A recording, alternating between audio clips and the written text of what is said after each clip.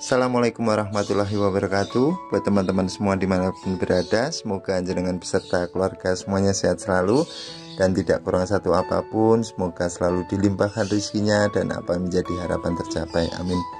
Buat teman-teman semua yang mungkin baru bergabung dan buat teman-teman semua yang sudah lama ngikutin di channel, terima kasih sekali untuk supportnya. Sehat selalu buat jenengan dan semoga apa yang menjadi harapan tercapai, gitu ya Om, amin. Jadi di video kali ini saya ingin menjawab pertanyaan dari Om Eko, yaitu dengan pertanyaannya, Om, sebenarnya ada nggak sih konslet itu pasti lobet? Ada nggak sih lobet itu pasti konslet, dan ada nggak dopingnya? Semoga dijawab baik. Terima kasih Om Eko untuk pertanyaannya. Saya ingin menjawab masalah doping dulu. Sebenarnya doping pakan itu hanya penunjang birahi Om dalam proses penggacoran, tetapi pemberian itu bebas Om. Monggo, yang pastinya kita harus wajib tahu konteks birahi dari lobet tersebut. Biasanya dengan proses penggacoran yang sudah saya share yang di pembahasan sebelumnya, memainkan birahi lobet itu mungkin lobet itu pembawaan nadanya masih nada standar, ini memainkan birahinya mungkin dengan pemberian pakan kencang ataupun pemberian vitamin, ini monggo Om. Tetapi kalau lobet itu sudah gembung, sudah kepalanya sudah bulunya itu sudah jigrak, itu kalau saya pribadi tetap dengan pakan rendah dulu, ataupun dopingnya nanti dulu, ataupun vitaminnya nanti dulu Om. Karena dengan pola perawatan sistem tempel ini, birahinya pasti sudah naik Om. Ketika ditempel birahinya naik, tinggal dipisah agar ngejar dari emosinya, apalagi ketambahan dengan penjemuran dengan proses tempel pisah. Ini sudah pernah saya bahas. Saya ingin melanjutkan dengan lobet itu pasti konslet gak? Jadi kalau masalah pasti tentunya dari materi Om, karena dengan perjalanan kita untuk proses penggacoran itu belum tentu nada lobet itu akan ke nada kering, gitu ya Om. Jadi misalkan dari jenengan sudah punya materi yang sudah nada kering, sudah ngedouble, itu insya Allah pasti Om bisa. Step yang dilakukan ketika jenengan sudah punya materi tersebut, pinter-pinter jenengan main untulan dulu Om, jangan buru-buru mengawinkan. Ini ketika jenengan sudah punya bahan yang single, materinya sudah nada kering, sudah ngedouble, coba mainnya di untulan dulu Om. Ketika pemberian untulan, dipetal dari untulannya, dia masih rajin bunyi, masih pembawaan nadanya seperti itu, sukses pertama Om. Sama halnya yang pernah saya alamin, saya punya lobet jantan belajar ngedouble. Belajar ngedoublenya dari setelah dia bunyi, gigit-gigit besi, bunyi lagi. Di situ saya hanya kepikiran, ini coba tak carikan pasangan, tetapi kalau saya kawinkan pasti ngedrop. Cobalah tak kasih betina paut agar titik birahinya di seperti itu dulu. Biasanya saya berikan di kandang kapsul berdua selama 3 hari.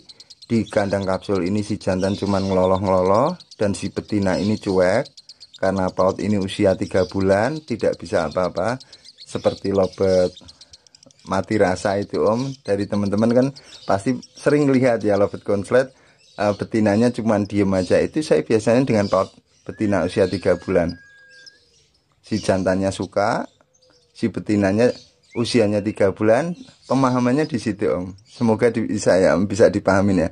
Dengan kondisi jantan seperti ini kan birahinya naik terus Om. Birahi kawinnya naik, tidak bisa ngawin, lama-lama lobet itu hanya ngeloloh-ngeloloh, ngeriwik, seperti itu. Ketika dipisah, ini saya evaluasi lagi Om. Lobet saya ketika saya jemur, dia rajin bunyi. Karena teknik di sini beda-beda Om. Ketika saya pisah bantu penjemuran, dia rajin bunyi, saya pikir aman ini, saya berikan betina paut. Kondisi di sini saya teruskan Om.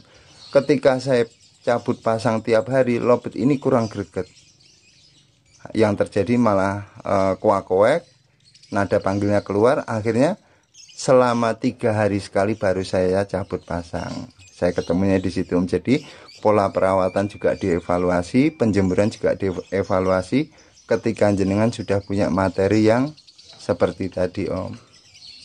Ketika lobet itu sudah saya cabut pasang selama 3 hari sekali sukses, dia masih rajin bunyi, saya pikir aman. Saya ingin memainkan birahinya lagi di kandang kotak, karena di kandang kotak ini pasti birahi kawinnya naik lagi Om. Ketika di kandang kotak dengan paut betina, ini paut ini kan rata-rata pasti di dalam glodok Om. Di dalam glodok si jantannya galau, birahi kawinnya muncul tidak bisa ngawin, yang terjadi ngeriwik, gembung, ngeloloh-ngeloloh, galau, naik turun. Pemberian pakan di sini tetap saya raba lagi Om. Saya pakan rendah dulu. Takutnya biar tidak terlalu over. Nanti biar kalau terlalu over jadinya bunyi sambil ngepak-ngepak sayap, jadinya over emosi. Dengan kondisi di kandang kotak ini, saya mapanin dulu dia di kandang kotak selama 1 minggu Om. Cobalah saya mainkan birahi si jantan ini dengan paut ini selama 1 minggu, meskipun tidak bunyi Om. Saya hanya kepikiran tidak ke konsletan. Saya hanya kepikiran lobet saya pembawaan lagunya masih seperti itu dan masih rajin bunyi, bahkan belajar ngedobel. Semoga bisa dipahami ya Om. Dengan teknik ini saya pisah lagi di penjemuran, dia rajin bunyi. Saya evaluasi yang pertama maunya 3 hari, saya teruskan dulu Om 3 hari sekali. Terus saya lakukan lama-lama karena dia terbiasa bunyi, membiasakan jadi terbiasa, menjadi kebiasaan. Lobet itu lama-lama birahinya kebunyi ketika di kandang kotak Om. Jadi proses pengenalan dengan untulan, proses cabut pasang yang saya alamin seperti itu Om. Insya Allah pasti kalau jenengan sudah punya materi yang sudah nada kering. Dan kondisi di sini rata-rata saya yakin dari teman-teman pasti banyak.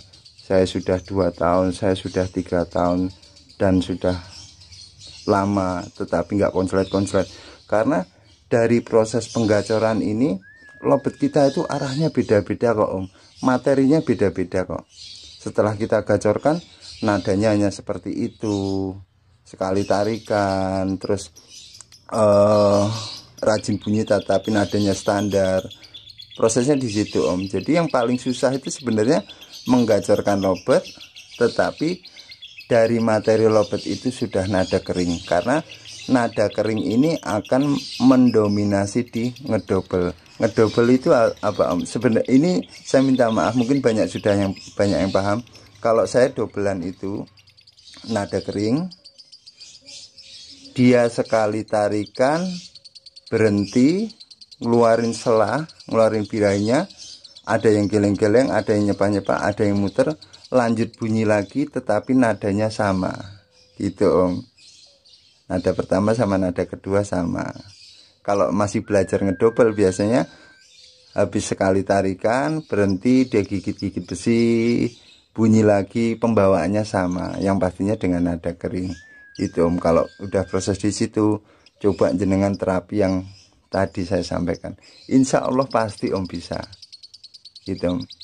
Dan kadang-kadang mungkin dari teman-teman kan banyak yang masih bingung ini ya Om, dari materi ya. Sebenarnya kalau dari bahan dasar ataupun dari bahan awal pun kelihatan kok Om. Burung yang bunyi 3 detik, 5 detik sudah nada kering itu kelihatan. Beda kok Om pembawaannya. Tapi saya yakin pasti dari teman-teman sudah banyak yang paham. Gitu ya Om. Makanya mungkin jenengan melihat dari teman-teman yang sudah sering cetak konslet ataupun senior-senior yang cetak konslet, mereka pasti cari nada ataupun materi seperti itu. Karena kalau mengolah dari awal lagi prosesnya lama Om. Yakin lama banget. Contohnya saya Om, contohnya saya.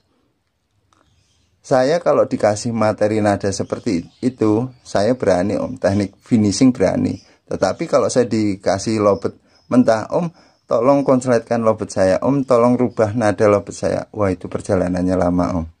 Itu semoga bisa dipahami ya Om. Jadi kalau udah materinya seperti itu, insya Allah mudah. Yang paling susah itu dari proses penggacoran, setelah rajin bunyi, lobet itu nadanya seperti apa, itu berpengaruh besar.